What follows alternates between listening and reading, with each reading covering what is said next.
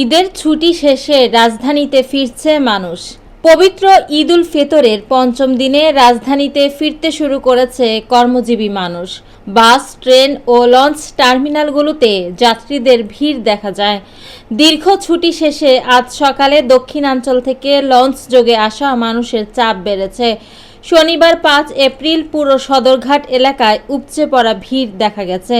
ঈদের দীর্ঘ 9 দিনের ছুটি শেষ হচ্ছে আজ রোববার প্রথম কর্মদিবস। সে হিসেবে রাজধানীতে ফিরে আসা মানুষের সংখ্যা তুলনামূলকভাবে বৃদ্ধি পেয়েছে।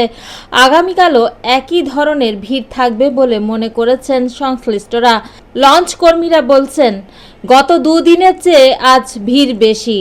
ঢাকায় ফেরা প্রায় সব লঞ্চ যাত্রীদের রেখে আবার বরিশাল বিভাগের বিভিন্ন জেলা উপজেলার উদ্দেশ্যে ছেড়ে গেছে। ফলে টার্মিনালে মানুষ জট ও জনদুর্ভোগ লক্ষ্য করা গেছে। টার্মিনাল থেকে নেমে দীর্ঘ পথ হেঁটে যানবাহনে উঠতে হয়েছে।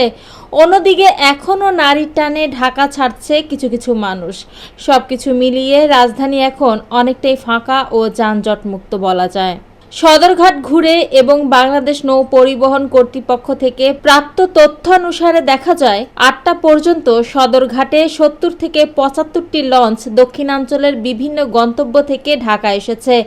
ঘরে ফেরা মানুষের চাপ সামলাতে প্রায় সব লঞ্চ যাত্রী রেখে ফের যাত্রী আনতে দ্রুত টার্মিনাল ত্যাগ করছে। লম্বা ছুটি ছিল, এই কারণে মানুষ ধাপে ধাপে ফিরছে।